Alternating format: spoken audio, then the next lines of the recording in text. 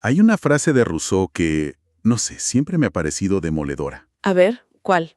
La que dice, el hombre ha nacido libre y sin embargo vive en todas partes entre cadenas. Uf, sí, es potentísima.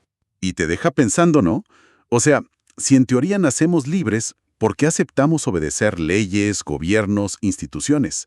¿De dónde sacan esa autoridad? Es que esa es la pregunta del millón en filosofía política. Y la respuesta más influyente, la que ha moldeado, países enteros, es una idea que suena muy simple: el contrato social. Que es justo el centro de nuestra exploración de hoy. Pero, ¿qué es exactamente? Porque suena a un documento que nunca firmé. Es más una metáfora, claro. La idea básica es que en algún punto todos acordamos, de forma implícita, renunciar a un pedacito de nuestra libertad total. La de hacer lo que se nos antoje. Con orden, con seguridad, con cooperación. Pero aquí viene lo interesante. Cada filósofo lo imaginó de una forma completamente distinta. Claro, me imagino que no es lo mismo pensar en esto en medio de una guerra civil que en un momento de más calma. Justo. Entonces, ese es el plan. Vamos a desmenuzar las visiones de los pensadores clave de este contrato.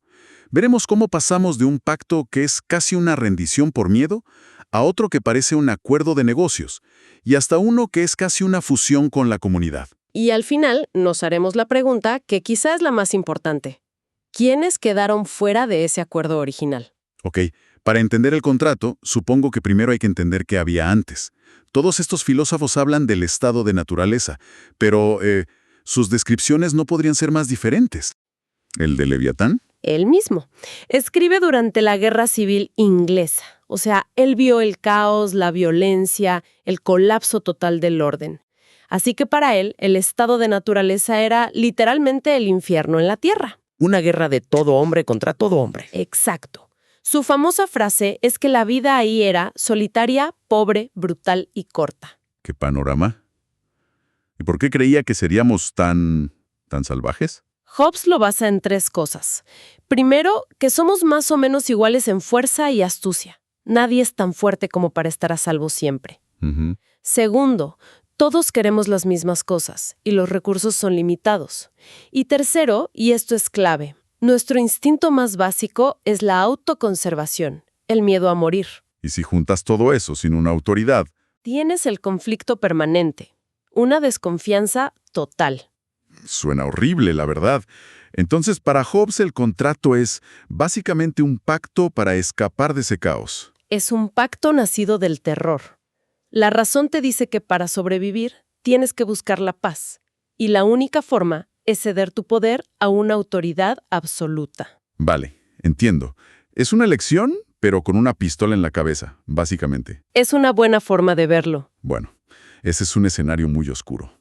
Pero luego llega John Locke y parece que le da la vuelta a la tortilla. Totalmente.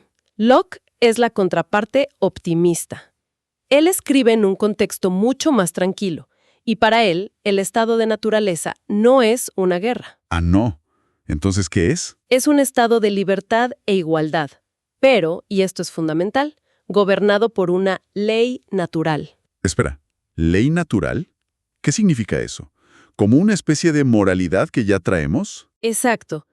Locke era muy creyente, y para él esta ley venía de Dios, y la podíamos entender con la razón.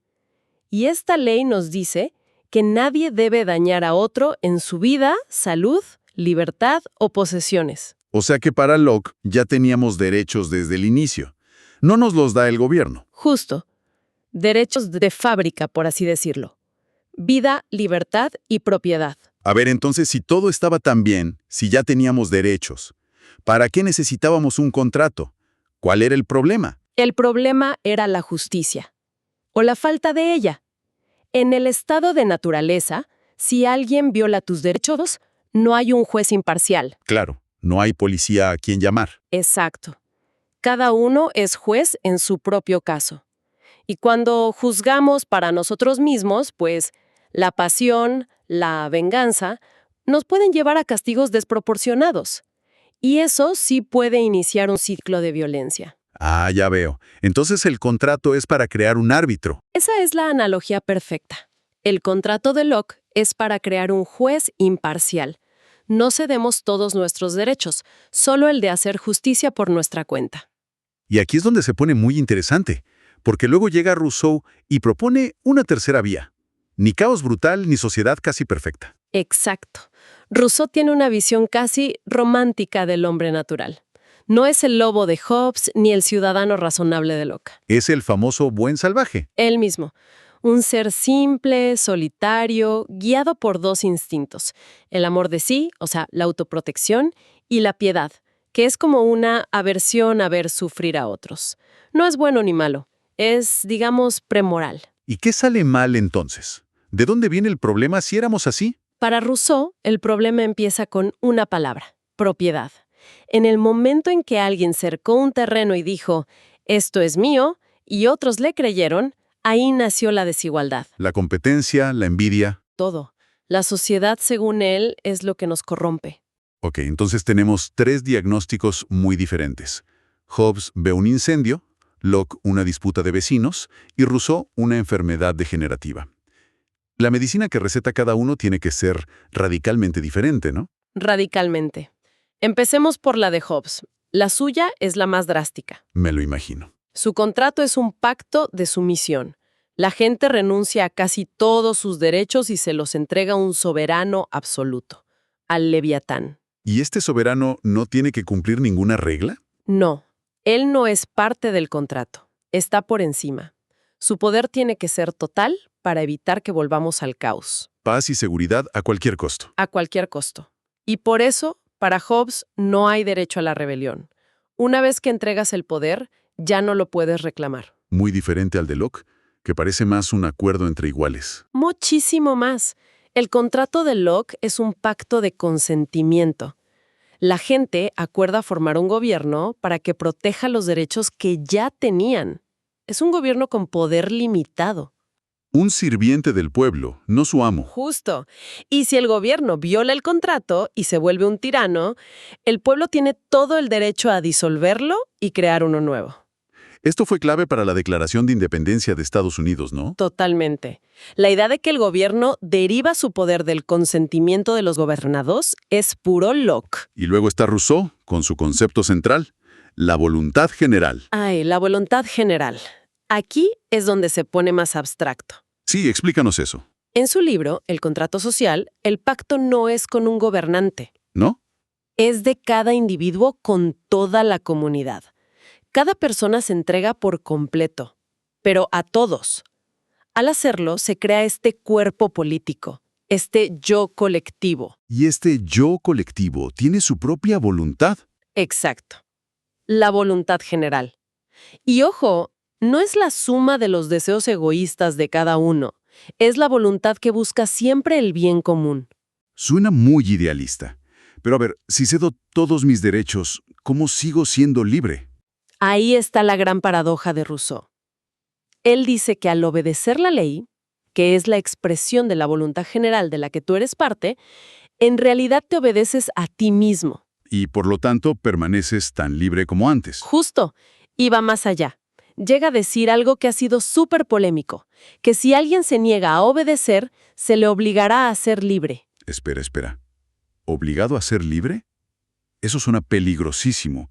¿No es la justificación perfecta para una tiranía? Has dado en el clavo de la crítica más fuerte que se le hace. Él imaginaba una democracia muy directa, donde los ciudadanos participan activamente. De hecho, odiaba la idea de la representación. Decía que el pueblo inglés solo era libre el día de las elecciones. Claro. Pero en la práctica, un grupo podría secuestrar el concepto de voluntad general para imponer su visión y aplastar a cualquiera que disienta. Todo en nombre de la libertad. Bueno, todo esto es fascinante, pero no puedo evitar pensar lo mismo que el filósofo David Hume. Esto es una ficción conveniente, ¿no? Nadie recuerda haber firmado ese contrato. Esa es la crítica clásica, claro. Pero las críticas más recientes van más allá. No preguntan si se firmó, sino algo más incómodo. ¿Quiénes estaban realmente incluidos en este contrato social? ¿Quiénes estaban en la sala cuando se negoció? Exacto. ¿A quiénes se refería ese famoso nosotros, el pueblo? Explícanos eso. Bueno, para empezar, la mitad de la población, filósofas como Karl Pateman, argumentan que detrás del contrato social siempre hubo un contrato sexual implícito. Un contrato sexual. Sí, un pacto no escrito entre hombres para establecer su dominio sobre las mujeres. La idea es que la esfera pública, la de la política, la de los contratos, se construyó por y para hombres, mientras las mujeres eran relegadas a la esfera privada, doméstica. O sea que el individuo libre y racional que firmaba el contrato era siempre un hombre. Era por defecto un hombre, un cabeza de familia. Y otras críticas, desde la llamada ética del cuidado, señalan que todo el modelo se basa en un individuo abstracto, autosuficiente, que ignora las relaciones de dependencia. Como la de una madre y su hijo, por ejemplo. Por ejemplo, relaciones que son fundamentales para la sociedad. Dicen que es una visión muy empobrecida de lo que somos. Y esta idea de exclusión también se ha aplicado a la raza, ¿cierto? Absolutamente. El filósofo Charles Mills propuso la existencia de un contrato racial, todavía más fundamental. ¿Más que el social? Sí. Sería un acuerdo, no siempre explícito, entre las personas blancas para definir quién es considerado una persona plena, con derechos, y quién no. Uf, qué fuerte. ¿Un contrato para decidir quién es humano? Básicamente, según esta visión, el contrato social que promete libertad e igualdad solo aplicaba plenamente a un grupo, mientras que relegaba a otros al estatus de objetos de ese contrato. Eso redefine por completo a quién se refiere ese famoso nosotros el pueblo. Por completo, te obliga a releer la historia de otra manera. Así que pasamos de una idea para organizar la sociedad a un marco que, al ser examinado de cerca, revela las bases de nuestras estructuras de poder, pero también sus exclusiones históricas. Exacto. El contrato social sigue siendo relevante porque nos obliga a preguntarnos constantemente cuáles son los términos de nuestra convivencia, qué le debemos a la sociedad y qué nos debe ella a nosotros. Es una conversación que nunca termina. Es un pacto que, aunque nunca lo firmamos, seguimos renegociando cada día con nuestras acciones, con nuestras leyes. Los teóricos originales imaginaron a personas que eligieron conscientemente dejar un estado de naturaleza para crear una sociedad. Pero hoy, todos nacemos dentro de un contrato ya existente, con términos que no escribimos. La pregunta para nuestra generación quizás no es ¿qué contrato firmaríamos desde cero?, sino más bien, dado el contrato que hemos heredado, con todos sus beneficios y sus profundas fallas, ¿qué cláusulas estamos dispuestos a aceptar y cuáles tenemos la obligación de reescribir?